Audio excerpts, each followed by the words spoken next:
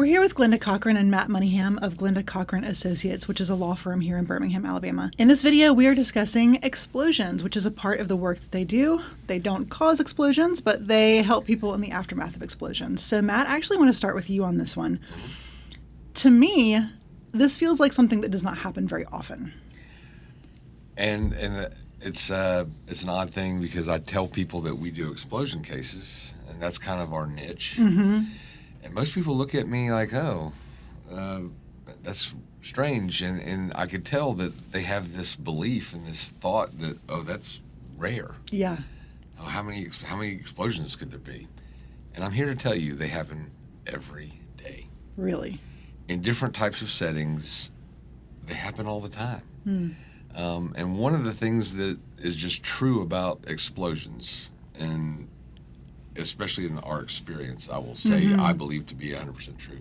Explosions are things that should never happen, but they do. Mm-hmm. And if they do, it's because somebody didn't do something they were supposed to do. Yeah.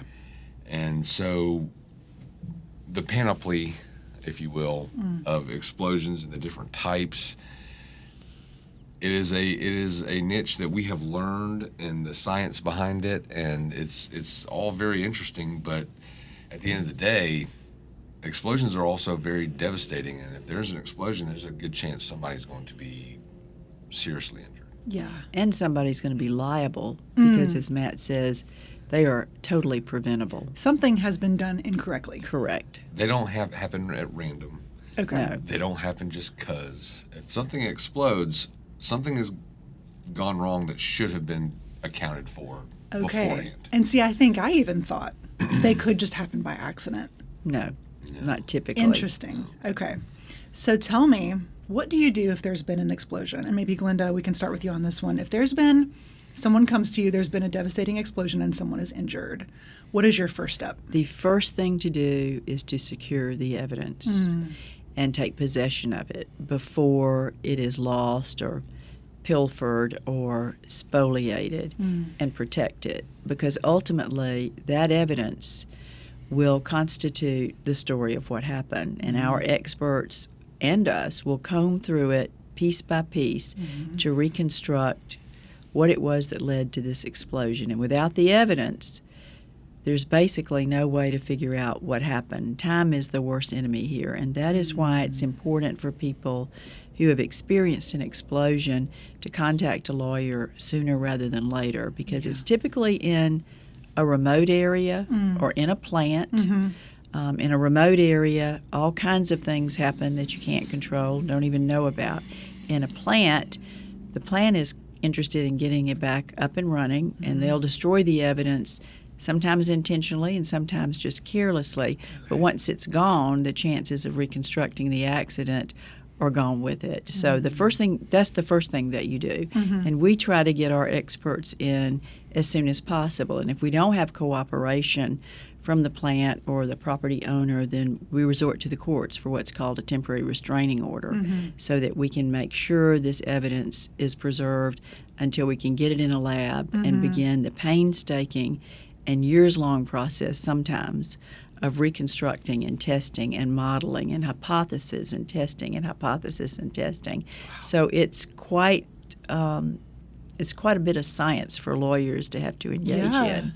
And we have experts that are knowledgeable in all kinds of explosions, like arc flash and propane and natural gas, even methane. Dust explosions. Yes,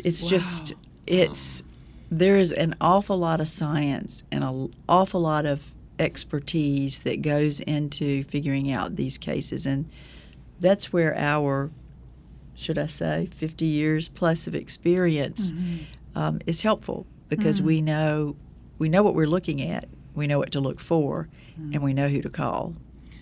And I would say, and this applies, I guess, to our explosion cases more than maybe others, but I always think that the first phase, once we get the case, I call it the Sherlock Holmes phase. Yeah. And it's where we are literally preserving everything, looking at every little clue to be able to pinpoint, why did this happen? Yeah. A lot of times what you think is not important in the beginning turns out to be extremely important a year later when you go back through the photographs and you see exactly the piece of the puzzle that you had been looking for. Wow. And photographs, using that word was very important, because sometimes we take copious amounts of photographs of everything. Yeah. And sometimes a little further down in the case, you come across a problem and you can't quite figure something out. And if you go back and look at the photographs, all of a sudden you'll see something that you didn't see before. Mm-hmm. A clue that you didn't realize was important at the time. Right. Turns out to be very important. And it could be something minor that And you it see. just slides into place. A piece of the puzzle Yes. is there. Yeah. And when I you're think- on the scene, for example, immediately after a propane explosion, like in an RV recently, we begin with what we call mapping, Okay. where you start at the most extreme perimeter and you measure the distance of every piece of debris. And this takes hours and sometimes days, trying to protect from the elements and working inward from those pieces of debris to the inside of the cabin of the vehicle or the RV, down to the granular level of this is where, the point of ignition was. Okay. So it's never obvious when you walk up on it. Okay. It takes an awful lot of investigation and a lot of legwork. Wow. So that's the first thing that you do, is Wow. get there with the experts and start that process. So speaking of the ignition source, if people are just focused on that, what are they missing out on? You kind of touched on it Well, just now, but tell me more. That's something that comes up in almost all of our explosion Okay. cases. Is people tend to want to focus on what started What the caused it? Yeah. in terms of cases where there's a gas leak. Okay, particularly propane, which is a pretty volatile gas. Right. Focusing on the ignition source kind of misses the point. Okay. We've had cases where we're pretty certain that the ignition source was actually just static electricity Really? that somebody, that you can get when you Right. walk on the carpet, Or right? drop a tablespoon. Once the gas is out, it's going to find an ignition source. Okay. And dropping a fork could cause enough of a tiny little spark to set off the whole chain of events for an explosion. So the ignition source can often be a red herring. It's almost like a symptom of the problem, but it's not the problem. Defendants Correct. and insurance companies like to focus on that because it's a nice little side avenue to talk about. But the point is, if you have a gas-fueled explosion, that gas should never get out of the pipe or the container. If you think about it, natural gas, propane, all gases are contained for a reason. Once they get out, once the genie's out of the bottle, it will find an ignition source. Very much like Pandora's box. Wow. And the way they get out is interesting. It's like, systemic failures in pipeline systems, aging infrastructure, defective valves, which is a product case, manufacturing defect Right. that we could Okay. talk about. There are just a myriad of ways that the gas can escape, but once it escapes, there's an extreme potential for danger. And it's a legal concept of causation from a legal perspective. Okay. Is where the ignition source versus the leak kind of comes into play. One of my favorite moments of my career was we were deposing a defense expert. And he had to admit that the cause of the explosion wasn't whatever the ignition source was. Right. It was the fact that the gas got out. It was the fact that there was a leak. Yeah. And when you have the scientists, when you're deposing them and they have to admit that, that's very powerful. And also, the ignition source is what a lot of manufacturers, insurers, people who cause the initial leak like to place on the injured person. Because if they did something that provided the source of ignition, then they tend to blame them. And people themselves don't understand. They often think that they're to blame when there is an ignition because they walked into an area with a cigarette in their hand, or they, dropped something, or they did something, when in fact they bear no fault at all, and they're hesitant to call a lawyer because they don't understand the science that's behind the actual causation of the explosion. And Right. no person in their right mind if they were aware of the presence of gas, Correct. Exactly. would do something to try to ignite an explosion. Right.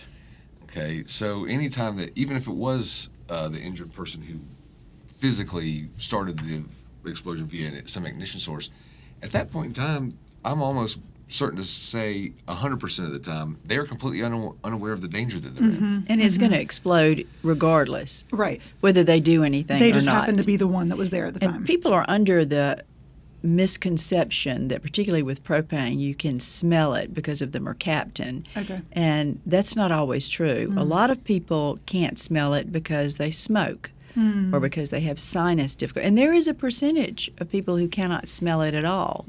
There's also a phenomenon called odor fade, which means if you sleep in an environment where there's a propane leak and it begins to leak overnight, you cannot smell it in the morning because you have become accustomed to it over the course of time. So you are immune to the smell, and it provides no warning. If your propane tank is rusted, it will strip the mercaptan.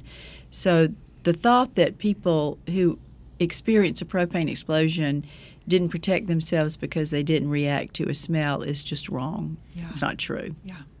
Well, oftentimes it's not true. Now, I do believe, and I think Glenda will agree with this, that the addition of ethyl mercaptan to gases to make them smell is an important safety. It is. It really is. But it was designed originally to alert someone to the smell or the presence of this gas in a large field where you walk up on it with a fresh nose and there's a huge amount. Right. But because of the way it is piped and controlled and stripped and those types of things, it doesn't serve the same purpose as it did when it was initially invented.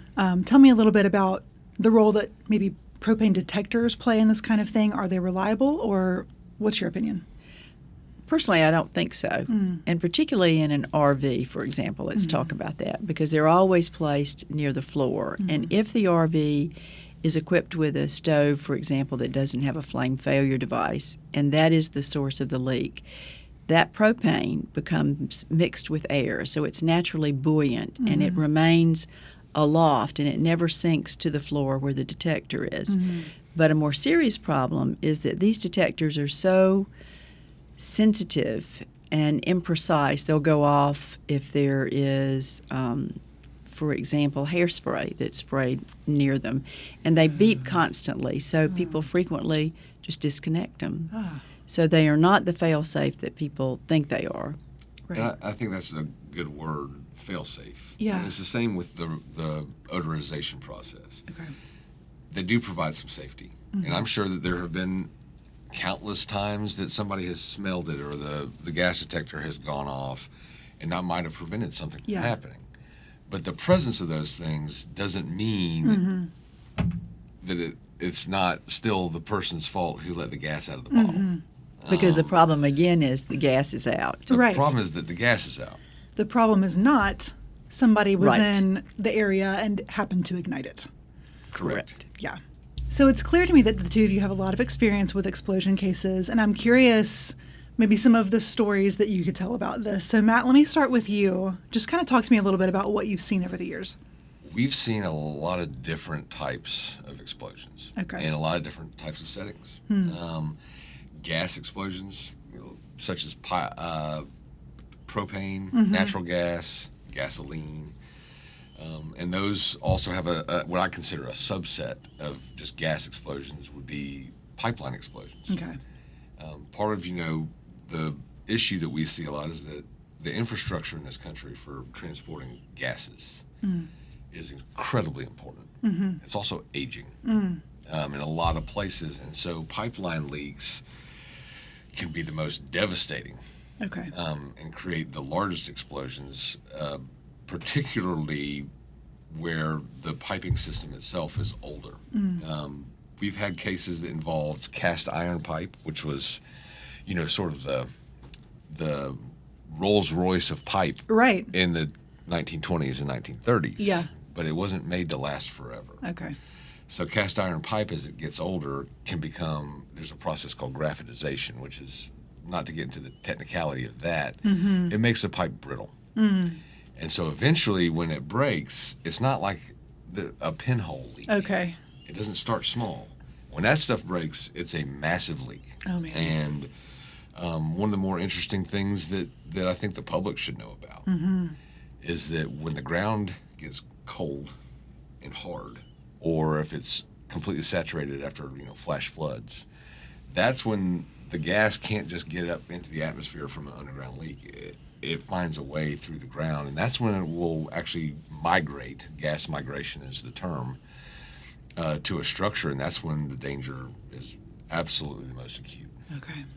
And gosh, I just talked about pipeline explosions, but there are lots of others. We've had a lot of experience with electrical arc flashes, and the I guess factoid that I think most people would find shocking is that an electrical arc flash, which you can kind of think of it as a little lightning bolt, Okay. those are actually 10 times hotter than the surface of the sun. What? Yes, that's how much energy is in that small singular moment. Is hotter than the surface of the sun.